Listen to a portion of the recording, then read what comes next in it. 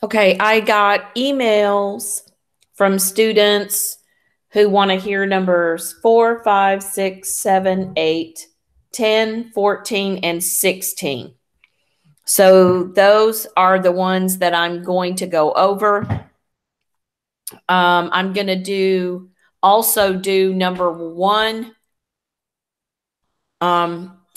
just because it's a little different than the others, where you're just using the Pythagorean theorem.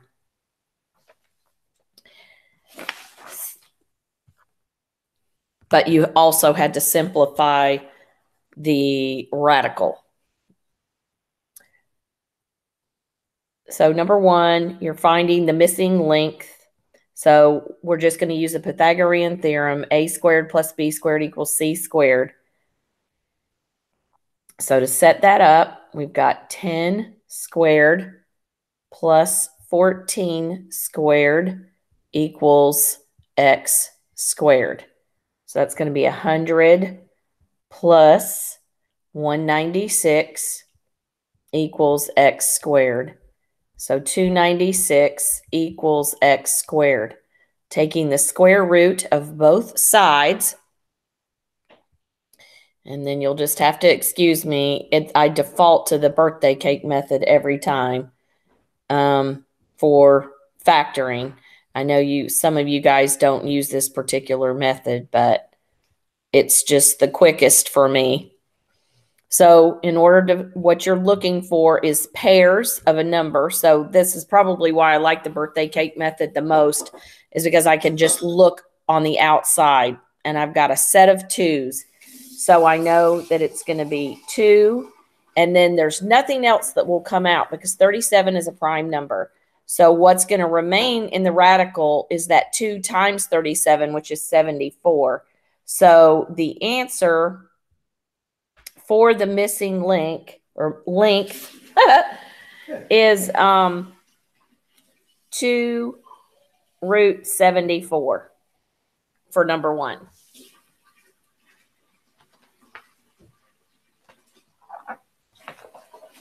And now I'll start on the emailed questions, which were 4, 5, 6, 7, 8, 10, 14, and 16.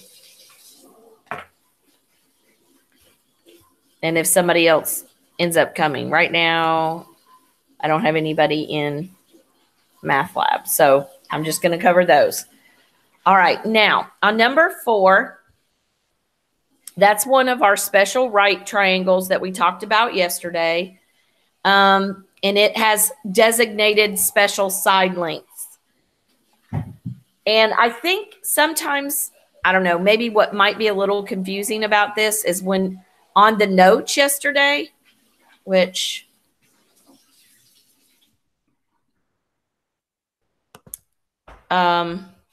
it talked about the special right triangle being, on this particular one, the 30, 60, 90 right triangle. 30, 60, 90. The shorter leg, which I'm just going to write S equals X. The longer leg is X root 3, and the hypotenuse is 2x. And so when you start to do these types of problems, this isn't that big of a deal, except if I were to write 2x equals 14 root 3 for this particular one, that would throw us off because technically y is the shorter leg in this. So those are some things to kind of be cautious about. This information is how one side relates to the other. So if you wanted to rewrite this for this particular problem, we could be, instead of writing S equals X, like this shorter leg, in this particular case, we could say that S, or the shorter leg, or what we previously knew as X equals Y. I hope this isn't overly confusing. The longer leg is going to be y root 3, and the hypotenuse is going to be what was given, which is 14 root 3. But that's going to equal 2y in this case instead of 2x, because this is the shorter leg.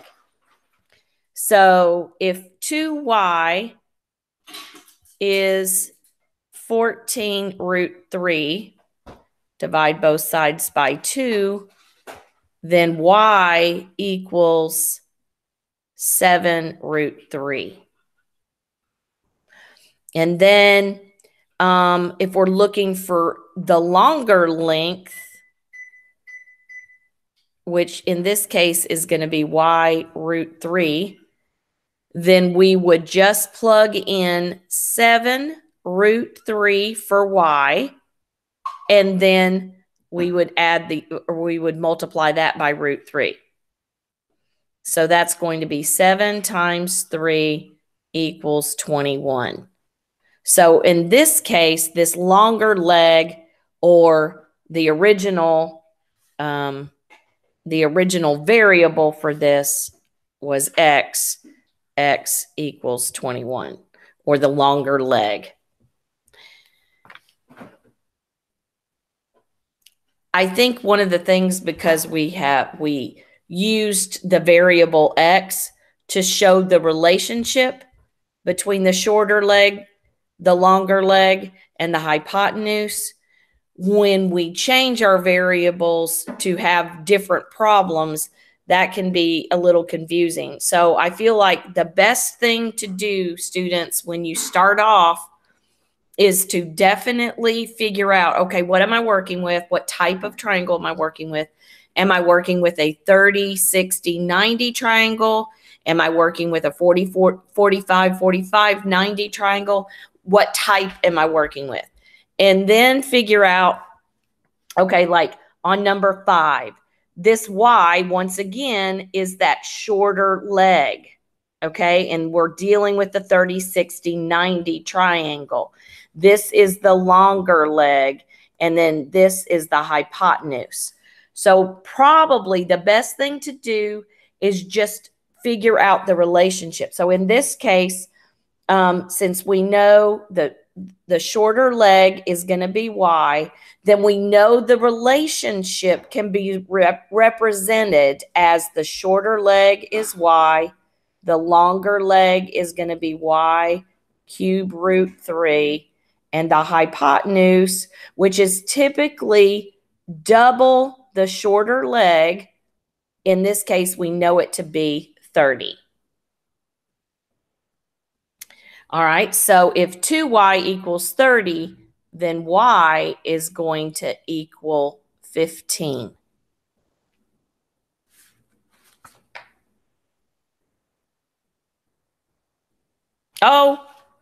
Oh my gosh. After all this confusing stuff, I was like, no, Miss Sparks, you're not right. The hypotenuse isn't 30. The hypotenuse is x. Please forgive me. I know this is already so confusing as it is. I hate to make mistakes on you guys when it's this like this. I was like, this doesn't sound like the answers. I did all of these before I got on Math Lab, and I was like, this doesn't feel like the same answer. All right. This 30 is actually the longer leg.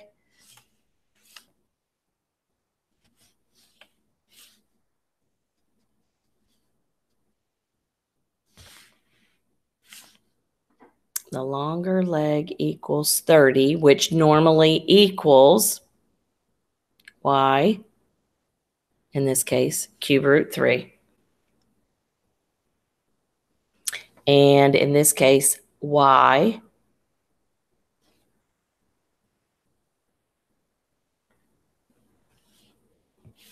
the hypotenuse, I meant to write h. The hypotenuse would be 2y. Okay. So if, and like I say, it can get a little confusing setting it up. I guess I just made my point. So the shorter leg is going to be equal to y. The longer leg is 30. The hypotenuse, which was x, we're going to label as 2y because we're rewriting all of these because we're trying to represent those relationships, like the shorter leg length, the longer leg length is y times root 3, and the hypotenuse is double the shorter leg. So if we have to start with the number that we have, the numbers that we're given. So if we know that 30 equals y cubed root 3, we've got to divide both sides by y, or by cube root 3. And then to do that, we have to rationalize the denominator.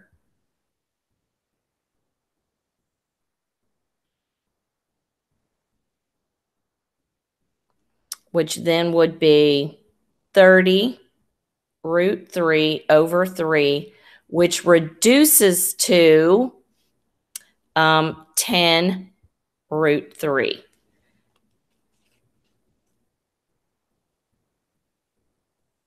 So y equals 10 root 3. So that's the shorter leg down here.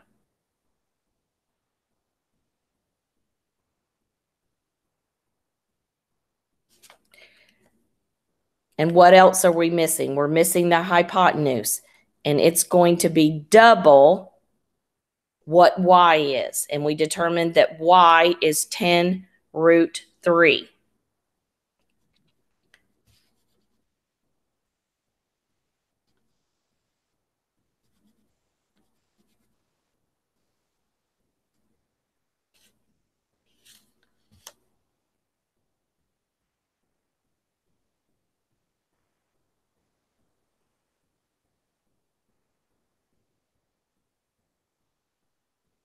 So that's going to be 20 root 3. So the hypotenuse is 20 root 3, but in this case, the original variable was x equals 20 root 3. So y equals 10 root 3, and x equals 20 root 3.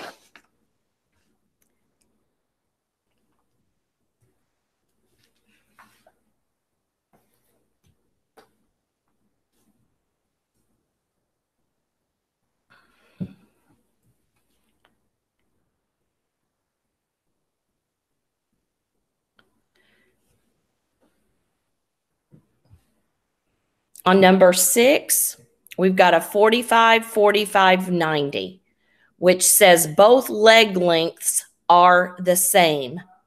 So this is a leg and this is a leg. And the original 45, 45, 90 relationship were x, x, and then x root 2 is the relationship of each of the sides, like how they correspond to each other. So that means that x and y actually equal each other, and 28 would equal x root 2. So to solve for x, we got to divide both sides by root 2. And then we have to rationalize our denominator because you can't have a radical in the denominator. So that's going to be 28 root 2 over 2, which then reduces to 14 root 2. So that means x equals 14 root 2 and y equals 14 root 2. Because in this case, with the 45, 45, 90, both sides are the same length. And once again, my apologies for, I know this can already be confusing enough, but I feel like as I was sitting down to redo all of these problems, the most confusing part really was the fact, okay, one is a relationship between the sides, and we're already representing those in X's, and now we've got some other X's and Y's, and I know how y'all love the numbers and the alphabets all mixed together. So I hope that I clarified it instead of made it more confusing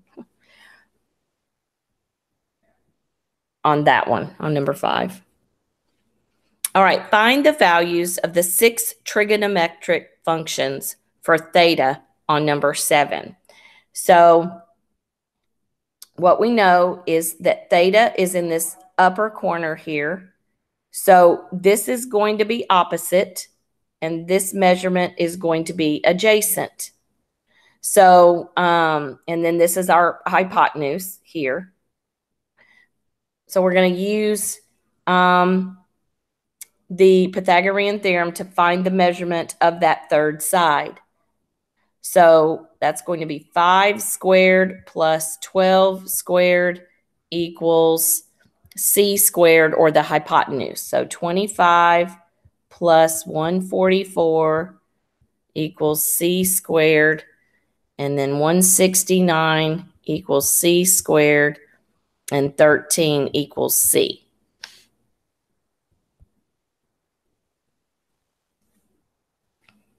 This is kind of a pretty common triangle, actually, the 12, 5, 12, 13 triangle. So we've got SOH, CA, TOA. So sine is going to be opposite over hypotenuse. And then cosecant is just the inverse of that. So all you have to do is flip that fraction. Cosine is adjacent over hypotenuse, and secant is just the inverse of that. So just flip that fraction.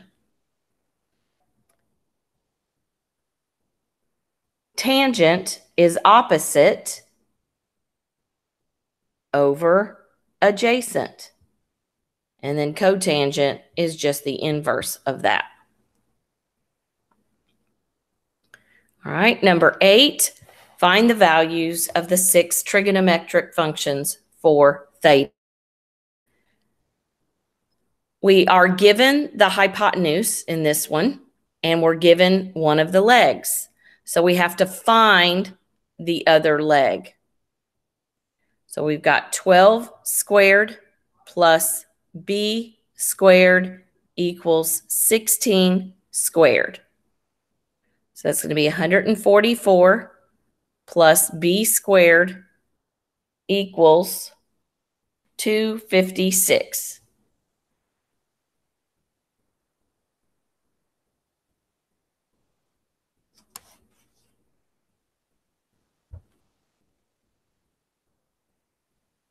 Then we're going to subtract 144 from 256. We're going to get 112. And then we will factor that.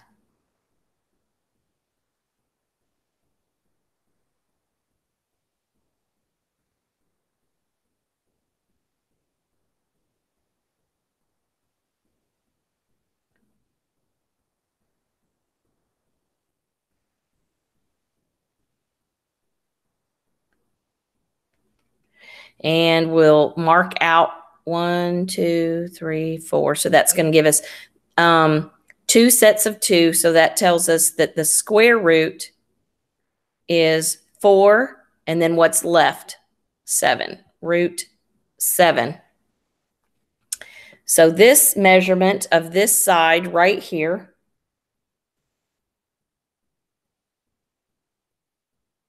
is 4 root 7.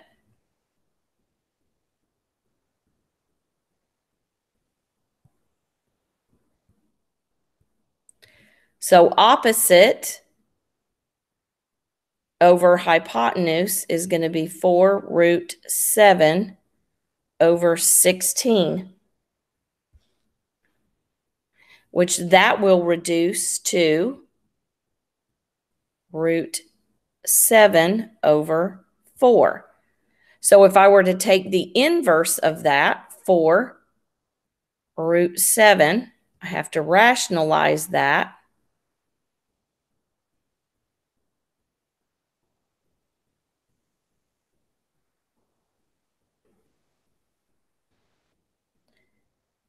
For cosine, I have adjacent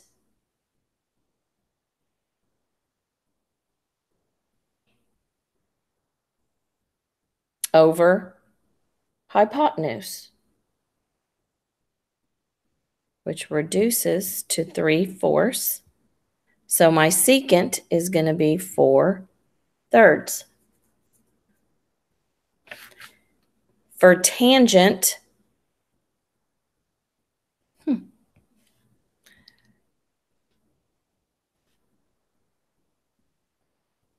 I have opposite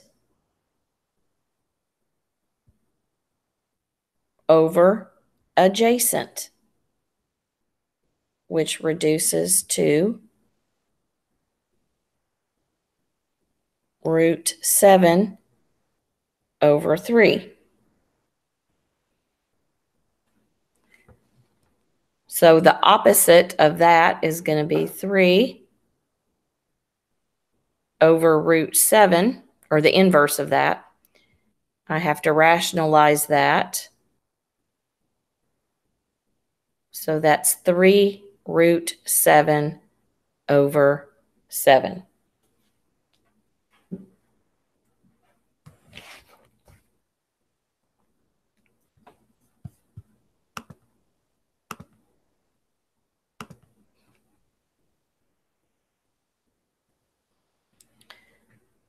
The next one that I was asked about was number 10.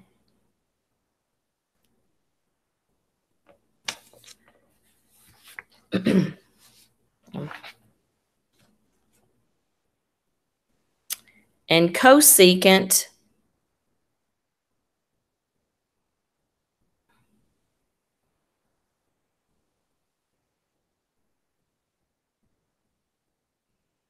I'll have to rationalize this, but this just tells me what I've got, that what I'm working with. I'm going to have opposite over hypotenuse, which that's going to be 2 squared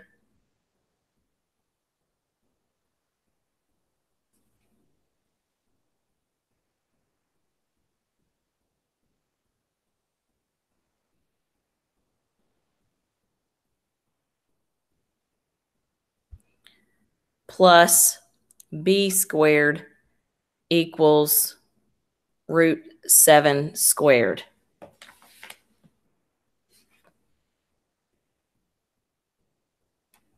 So 4 plus b squared equals 7, b squared equals 3, and b equals root 3, because you have to take the square root of each of those.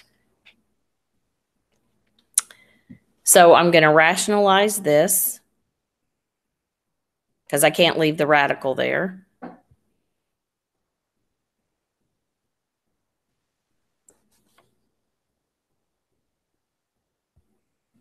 Adjacent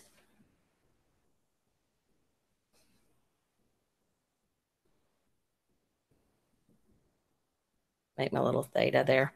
Adjacent is going to be root 3 over root 7. I mean, cosine is going to be adjacent over hypotenuse.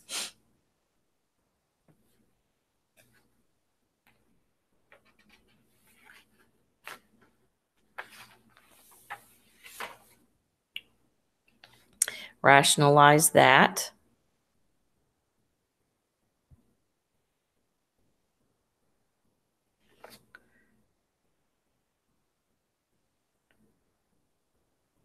And you could do this one of two ways. You could flip the one that you just did, or you could actually go back and flip this original one.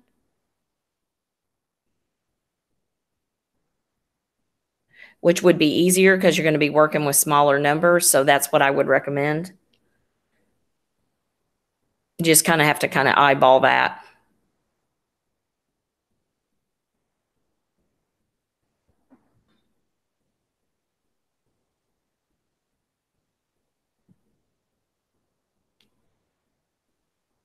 If you went ahead and flipped this, I mean, it would still work out okay. Obviously, you would just have to do some reducing. And starting with that smaller number and doing the inverse of this just keeps you from having to reduce fractions, which I know y'all would appreciate. Okay, so for tangent, opposite over adjacent. So opposite over adjacent. Got to rationalize that.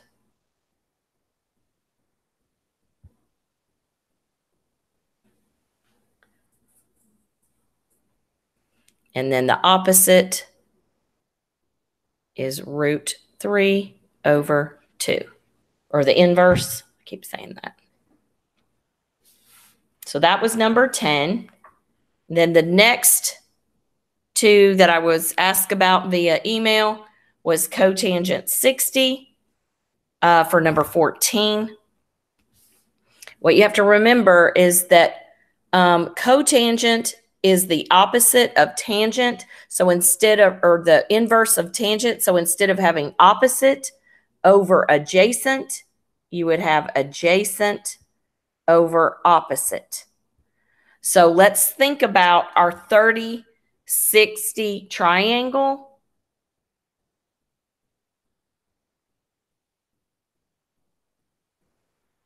And remember the longer leg, which neither one of those really are, but we'll pretend for a minute, is going to be opposite the longer leg. Longer, bigger angle, longer leg. So that would be that longer leg here. And then the adjacent would be the shorter leg there. So the shorter leg is adjacent. So that's going to be x, if you remember the measurement. And then the longer leg was x root 3. We have to rationalize. Go back in and put that in. We have to rationalize that denominator.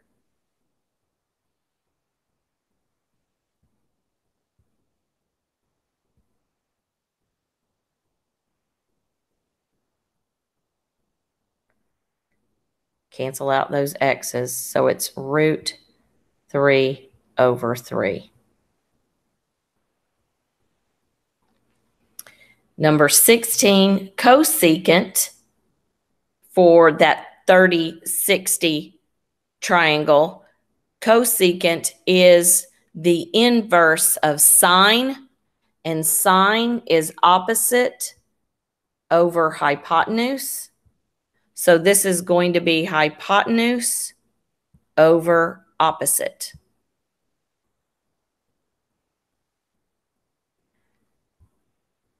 And the hypotenuse is 2x. And the opposite was x over root 3. We can take out our x's, and that leaves us with 2 root 3. But we have to rationalize that denominator. So your final answer is that.